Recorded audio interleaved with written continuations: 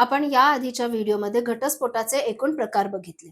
त्यामध्ये mutual consent divorce म्हणजेच सहमतीने घेतलेला घटस्फोट, दुसरा नंबर कंटेस्टेड म्हणजे एका पक्षाने दुसऱ्या पक्षाच्या विरुद्ध लढून घेतलेला घटस्फोट, तिसरा घटस्फोटाचा प्रकार म्हणजे एकतर्फी आणि चौथा म्हणजे नल अँड व्हॉइड असलेला लग्नाचा घटस्फोट.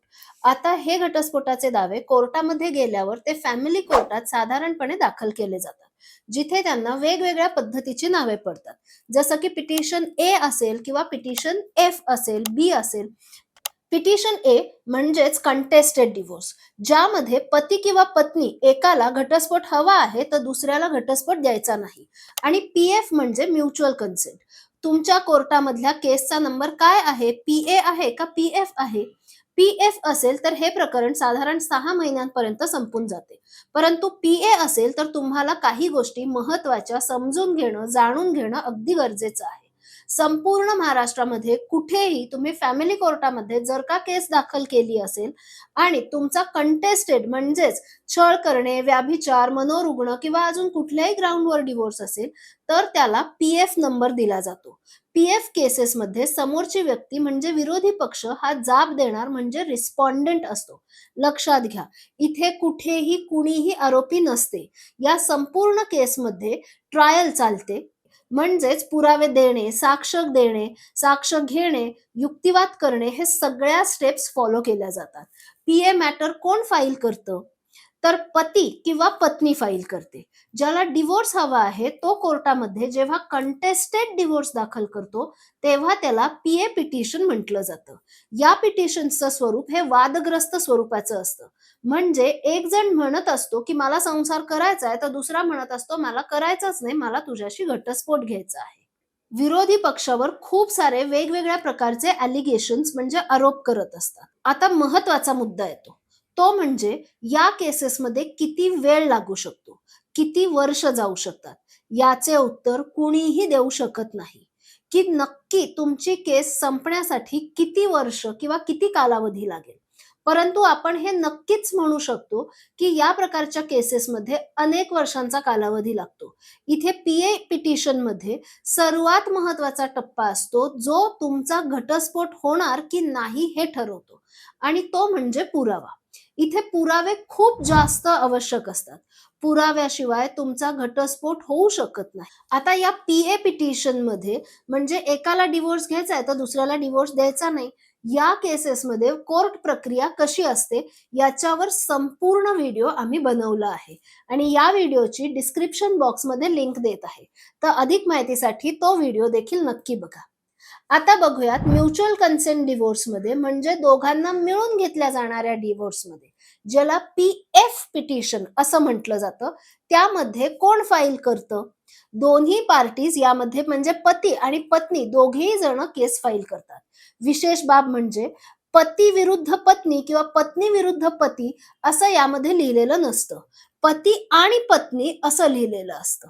याचं स्वरूप वादग्रस्त नसून परस्पर सहमतीने डिव्होर्स घेतला जातो. याच्यासाठी वेळ अगदी 6 महिन्यांपेक्षा जास्त लागू शकत नाही. काही केसेसमध्ये अगदी 1 दिवसात सुद्धा घटस्फोट होऊ शकतो. सहमतीने घेणाऱ्या घटस्फोटात पुराव्यांची अजिबात गरज नसते, कारण इथे दोन्ही पक्ष हे म्हणत असतात की मारामारी किंवा अत्याचार हे काहीच झालं नाही. आमचे मतभेद आहेत, आमची मतं जुळत नाहीत, विचार जुळत नाहीत आणि त्यामुळे आम्ही एकत्र राहू शकत नाही. आता यावर कोणता पुरावा असू शकतो? कोणताच नाही. त्यामुळे ही प्रक्रिया अतिशय सोपी आणि सहज संपणारी असते. या केसेसमध्ये कोर्ट प्रक्रिया कशी असते? तर यामध्ये पती पत्नीचे स्टेटमेंट रेकॉर्ड केले जातात व संपूर्ण न्यायालयीन प्रक्रिया वापरली जात नाही. आता लक्षात घ्या, तुम्ही कंटेस्टेड डिव्होर्स दाखल केला आहे म्हणजे तुमची पीए पिटिशन फाईल केलेली आहे. परंतु पुढे भविष्यात केस चालून झाल्यावर पती पत्नीमध्ये सेटलमेंट झाली, कॉम्प्रोमाइज झाले, समझोता झाला, तडजोड झाली, तर तुम्ही पीए पिटिशनला पीएफ मध्ये कन्व्हर्ट करू शकता. म्हणजे काय? तर तुम्ही जो एकतर्फी मला घटस्फोट हवा आहे असं म्हणत होतात, आता त्याच केसला तुम्ही दोघांच्या सहमतीच्या घटस्फोटामध्ये कन्व्हर्ट करू शकता. तुम्हाला यामध्ये नवीन केस दाखल करण्याची गरज नाही. परंतु हे कन्व्हर्ट करत असताना पोटगीचे पैसे, मुलांची कस्टडी, स्त्रीधन किंवा अजून कुठल्या काही गोष्टी असतील, या सेटलमेंटच्या गोष्टी जोपर्यंत क्लिअर बोलल्या जात नाही, तोपर्यंत म्युच्युअल कन्सेंट डिव्होर्समध्ये कन्व्हर्टच करू नका. आता तुमचे जर टर्म्स अँड कंडिशन्स फायनल झाले असतील, तर या टर्म्स अँड कंडिशन्स म्हणजेच तडजोड पत्र एका रिटन फॉर्मॅटमध्ये घ्याव्या लागतात, म्हणजेच लिहून घ्याव्या लागतात. आणि हे कुठे घडतं? तर हे कोर्टाने अपॉइंट केलेल्या काउन्सिलर समोर टर्म्स कंडिशन्स डिसाईड केल्या जातात. आणि मग त्यामधला कूलिंग ऑफ पिरियड म्हणजे जो 6 महिन्याचा थांबायचा पिरियड आहे, की आता हे 6 महिने तुम्ही काही करू शकत नाही. तो देखील कट केला जातो, काढून टाकला जातो आणि त्वरित घटस्फोट होतो. यामध्ये डिव्होर्स डिक्री दिली जाते. लक्षात घ्या, तुमचा डिव्होर्स झाला आहे, पण तुमच्या डिव्होर्स डिक्रीवरूनच हे समजते. लक्षात घ्या, जर तुम्ही म्हणत आहात माझा डिव्होर्स झाला आहे, तर तुमच्याकडे ही डिव्होर्स डिक्री असणे गरजेचं आहे आणि या डिव्होर्स डिक्रीवरूनच समजते की तुमचा डिव्होर्स झालेला आहे. जोपर्यंत डिव्होर्स डिक्री आली नाही, तोपर्यंत घटस्फोट झाला नाही. डिव्होर्सची डिक्री हा तुमच्या डिव्होर्सचा घटस्फोटाचा ठोस पुरावा आहे.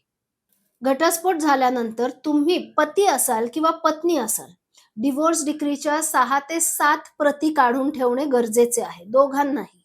भविष्यात दुसरे लग्न करताना किंवा कधीही तुमचे नाव बदलताना ही डिव्होर्स डिक्री लागते. या डिव्होर्स डिक्रीची सर्टिफाईड म्हणजेच सत्यप्रत लागते.